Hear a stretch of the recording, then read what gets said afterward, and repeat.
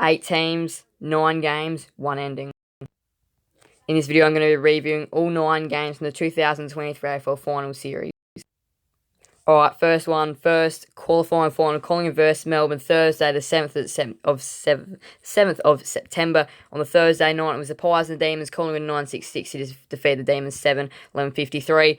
And just going to go through the timeline, not going to go through stats or anything like that, but just going to go through the timeline. And it was the Pies that started off the first quarter 4-1 and just kind of held on to that lead really for the rest of the game until the D's did come pressing in the last quarter. But it definitely was their accuracy which did kill them in the end. But yeah, the Pies had a lead from quarter time, kind of had it for quarters 2 and 3. The D's did come pressing in the last. It was a goalless final turn for the Pies, but the Pies did do enough to hold on. The Swans were the first team to get eliminated on the Friday night. They lost to the Blues by 6 points. Carlton 11-8-74 defeated Sydney 9-14-68. This one was a very good game, and it started off again. Carlton, they really did start this one off very well. The first quarter, the Swans' accuracy wasn't great. The Blues did skip ahead in that second quarter, though, making the most of their chance. In the third quarter, bit of back and forth. The Swans charged at the start, then the Blues, and then the Swans charged back late. Continued their charge on into the final quarter, but again, they managed to kick 2 goals 5, and their accuracy did cost them the game in this one.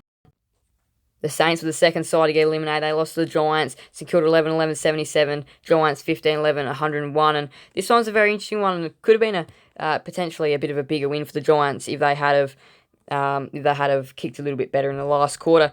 But they started off pretty well. The Saints started well, but then the Giants took their lead in at quarter time. They just built on it throughout quarters 2 and 3. It was leaving the Saints a lot to climb in the last quarter.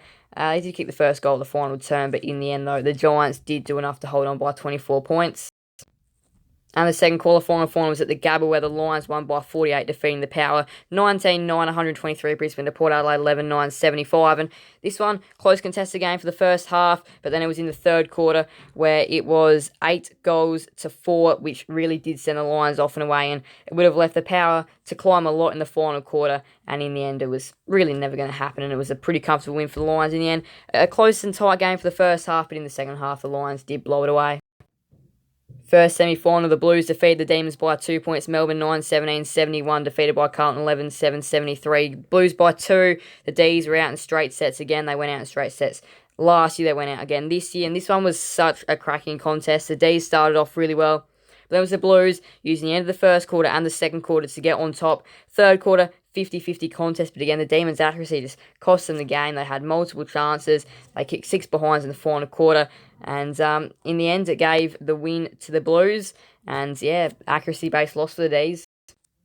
And then a very weird very weird semi-final at the Adelaide Oval between the Power and the Giants. Port Adelaide 9-16-70, lost to the Giants 13-15-93. Giants by 23 points. And this was a weird one because it started off being a very good contested first quarter where it was very even. But then the second quarter, the Giants built off into a huge lead. But it could have been more. Their accuracy wasn't great. In the third quarter, the margin did stay pretty similar. The Power did mount a little comeback though, and then the final quarter, the Power kicked one goal 9, and they had an opportunity to steal it, but their accuracy was the thing which let them down. Both sides had little inaccuracy problems in the end, but the lead was just too much for the Power to overcome. Prelim final, the first one was the Pies and the Giants on the Friday night at the MCG, and the Pies won by a point, 8-10-58 to the Giants 8-9-57.